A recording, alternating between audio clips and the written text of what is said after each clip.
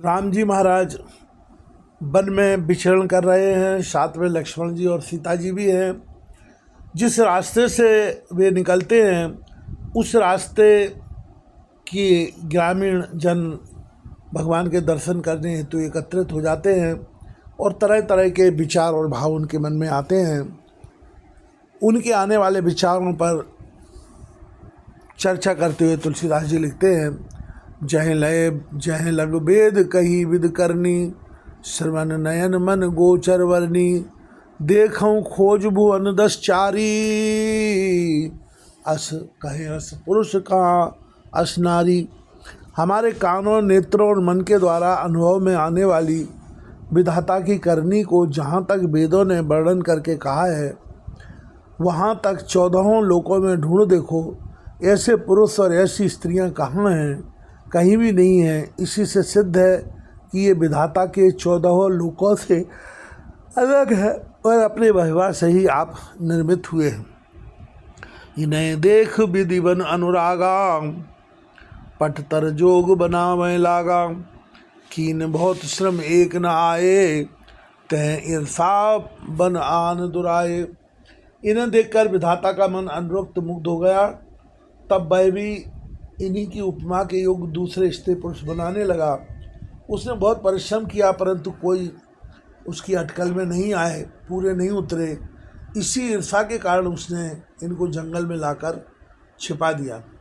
एक कहें हम बहुत न जाने, आप हैं परम धन्य कर माना है, ते पुनि पुण्य पुंज हम लेखे, जे देखें जिन जे देखें जिन देखे। कोई ये कहते हैं हम बहुत नहीं जानते, हाँ अपने को परम धन्य अवश्य मानते हैं जो इनके दर्शन कर रहे हैं, और हमारी समझ में वे भी बड़े पुण्यवान हैं जिन्होंने इनको देखा है, जो देख रहे हैं और जो देखेंगे। यह विद कह बचन प्रिय ले नयन भर नीर, किम चल हैं मारग अगम सुकुमार शरीर। इस प्रकार प्रिय वचन कह कहकर सब नेत्रों में प्रेमाश्रुओं का जल भर लेते हैं और कहते हैं कि ये अत्यंत सुकुमार शरीर वाले दुर्गम कठिन मार्ग में कैसे चलेंगे।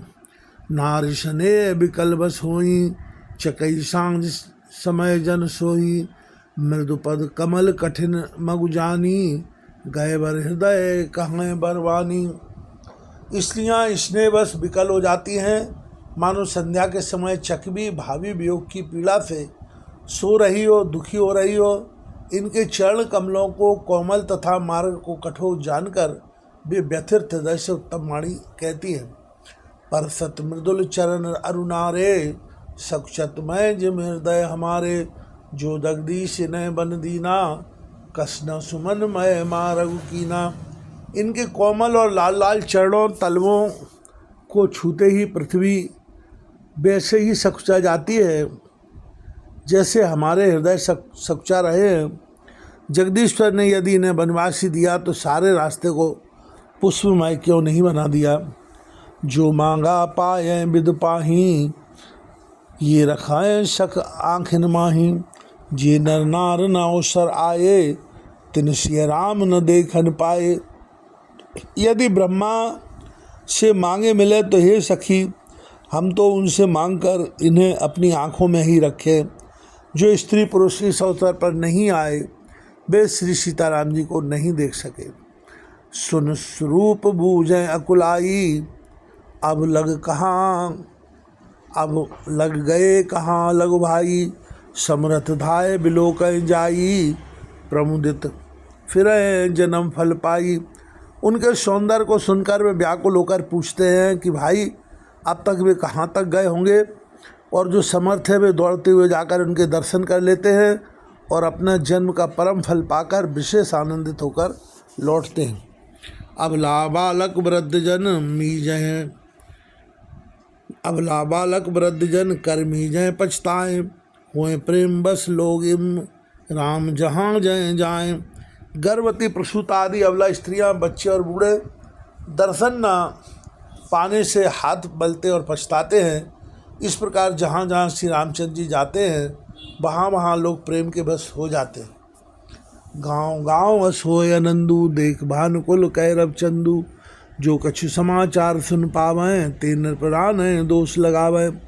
सूर्यकुल रूपी कुमुदनी के प्रफुल्लित करने वाले चंद्रमा स्वरूप श्री रामचंद्र जी के दर्शन कर गांव गांव में ऐसा ही आनंद हो रहा है।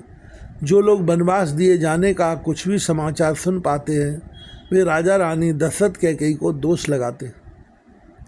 कहाँ एक अति भल नर नाहू, दीन हमें जो लोचन लाहू। कहाँ परस्पर लोग लुगाई, बातें सरल स्नेह सुहाई।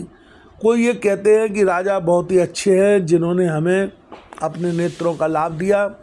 स्त्री पुरुष सभी आपस में सीधी स्नेह भरी सुंदर बातें कह रहे हैं। ते पितुमातु धन्य जिन जाए, धन्य सुनरक जहाँ, धन्य सुनगर जहाँ ते आए। धन्य सुदेश शैल बन गाऊ, जय जय जाए धन्य सोई ठाऊ। कहते हैं माता पिता धन्य है जिन्होंने इन्हें जन्म दिया, वह नगर धन्य है जहाँ से ये आए हैं, वह देश पर्वत वन और गाँव धन्य है, और वही स्थान धन्य है जहाँ जहाँ ये जाते हैं।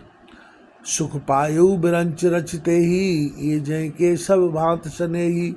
राम लखन पति कथा सुहाई, रही शकल मग कानन छाई। ब्रह्मा ने उसी को रचकर सुख पाया है, जिसके ये श्री रामचंद्र जी सब प्रकार से स्नेही है।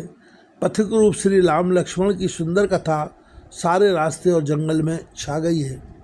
यह विद रघुकुल कमल रवि, मंगलोगन सुख देत। जाहे चले देखत विपिन, से सौमित्र समेत। रघुकुल रूपी कमल के खिलाने वाले सूर्य श्री रामचंद्र जी इस प्रकार मार्ग के लोगों को सुख देते हुए सीता जी और लक्ष्मण जी सहित वन को देखते हुए चले जा रहे हैं। आंगे राम लखन बन पाछे, आंगे राम लखन बने पाछे। तापस बेश विराजत पाछे, उभय बीच सिय सोहत कैसे। ब्रह्म जीव बिच माया जैसे। आगे श्री रामचंद्र हैं, पीछे लक्ष्मण जी सुशोभित हैं। तपस्वियों के वेश बनाए दोनों बड़ी ही शोभा पा रहे हैं। दोनों के बीच में सीता जी कैसे सुशोभित हो रही हैं, जैसे ब्रह्म और जीव के बीच में माया हो। बहोर कहूँ छवि जस मन बसई, जन मधु मदन मध्य रति लसई। उपमा बहोर कहूँ जिय जोई, जन बुध विदु बिच रोहन सोई। फिर जैसी छवि मेरे मन में बस रही है उसको कहता हूँ, मानो बसंत ऋतु और कामदेव के बीच में रति कामदेव की स्त्री शोभित हो रही हो। फिर अपने हृदय में खोजकर उपमा कहता हूँ कि मानो बुध चंद्रमा के पुत्र और चंद्रमा के बीच में रोहिणी चंद्रमा की स्त्री सो रही हूँ। प्रभु पद रेख बीच बिच सीता, धरत चरण मग चलत सविता। सिय राम पद अंक बराए, लखन चलय मग दाहिन लाए। प्रभु श्री रामचंद्र जी के जमीन पर अंकित होने वाले दोनों चरण चिन्हों के बीच बीच में पैर रखती हुई सीता जी कहीं भगवान के चरण चिन्हों पर पैर न टिक जाए, इस बात से डरती हुई मार्ग में चल रही हैं। और लक्ष्मण जी मर्यादा की रक्षा के लिए सीता जी और श्री रामचंद्र जी दोनों के चरण चिन्हों को बचाते हुए उन्हें दाहिने रखकर रास्ता चल रहे हैं। राम लखन सिय प्रीत सुहाई, बचन अगोचर किम कह जाई। खग मृग मगन देख छवि होई, लिए चोर चित राम बटोही। श्री राम जी, लक्ष्मण जी और सीता जी की सुंदर प्रीति वाणी का विषय नहीं है, अर्थात अनिर्वचनीय है, अतः वह जैसे कही जा सकती है। पक्षी और पशु भी उस छवि को देखकर प्रेमानंद में मग्न हो जाते हैं। पथिक रूप से रामचंद्र जी ने उनके भी चित्त को चुरा लिए हैं। जिन जिन देखे पथिक प्रिय, सिय समेत दो भाई। भव मंग अगम आनंद तेई, बिनु श्रम रहे शिराय। प्यारे सीता जी सहित दोनों भाइयों को जिन जिन लोगों ने देखा, उन्हें भव का आगम मार्ग, जन्म मृत्यु रूपी संसार में भटकने का भयानक मार्ग बिना ही परिश्रम आनंद के साथ तय कर लिया, अर्थात वे आवागमन के चक्र से सहज ही छूटकर मुक्त हो गए। अजहूँ जासुर सपने काऊ, बसऊँ लखन सिय राम बटाऊ। राम धाम पथ पाई सेई, राम धाम पथ पाई सोई। जो पथ पाओ कबो मुनि होई। आज भी जिसके हृदय में स्वप्न में भी कभी लक्ष्मण सीता राम तीनों बटोही आवस हैं, तो वह भी श्री रघुवीर जी के परम धाम के उस मार्ग को पा जाएगा जिस मार्ग को कभी कोई बिरले ही मुनि पाते हैं। तब रघुवीर श्रीमत सिय जानी, देख निकटवट शीतल पानी, तय बस कंद मूल फल खाई, प्रात नहाय चले रघुराई। तब श्री रामचंद्र जी सीता जी को थकी हुई जानकर और समीप ही एक बड़ का वृक्ष और ठंडा पानी देखकर उस दिन वहीं ठहर गए। कंदमूल फल खाकर रात भर वहाँ रहकर प्रातःकाल स्नान करके श्री रघुनाथ जी आगे चले। बोलो सद्गुरुदेव भगवान की।